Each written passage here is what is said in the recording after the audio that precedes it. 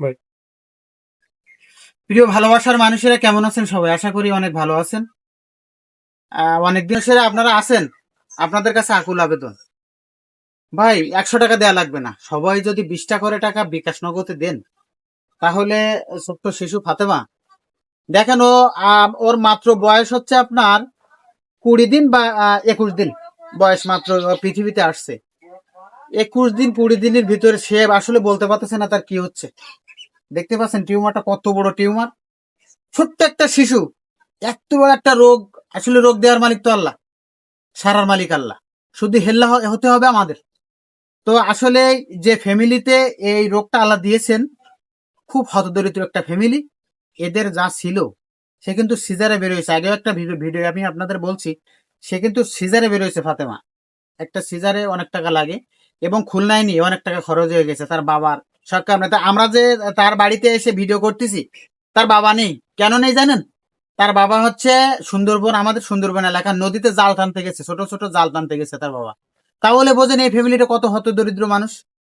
সে এই ভিডিওর সময় আমাদের সাথে থাকতেছে না, কেন থাকতেছে না? তার 2টা টাকা হলে তার মেয়েটাকে অপারেশন করবে। তাই আমরা সবাই চাই, আমরা আশিক আছে, ফরাদ আছে, আমরা সাবিরুল দোস্ত আছে, আরো অনেক পেজ থেকে ভিডিওটা আপলোড হচ্ছে। তো আপনাদের কাছে আকুল আবেদন করবো ভাই, টাকা পয়সা চিরদিন, সবাই কিন্তু টাকা দেয় না। সবাই টাকা দেওয়ার মন মানুষের কাছে হাত জোড় করে অনুরোধ করব, যত দ্রুত সম্ভব ভিডিওটা শেয়ার করে দেবেন। এবং যত দ্রুত আপনারা 10 টাকা 20 টাকা যার যা মনে চায়, বিকাশ নগদ নাম্বার দেওয়া আছে, আমার সাথে যোগাযোগ করতে পারেন, ফরাদের সাথে যোগাযোগ করতে পারেন, এবং ওর বাবার নাম্বারও দেওয়া আছে।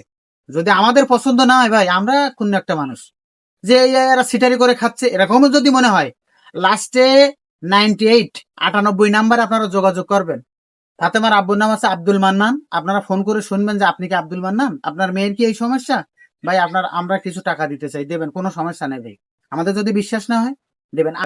দুনিয়াটা হচ্ছে খুব 2 দিনের ভাই, তাই আসুন সবাই এক কাতারে এসে 10 টাকা 20 টাকা করে সাহায্য করে ফাতেমাকে সাহায্য করি। ফাতেমা খুব দ্রুত অপারেশন হোক, আমার এই মামির কোল জুড়ে ফাতেমা বেঁচে থাকুক, এই দোয়া সবসময় সবাই করি। সবাই আসুন, সহায়তার হাত বাড়িয়ে দিন। সকলকে ধন্যবাদ, সকলে ভালো থাকবেন।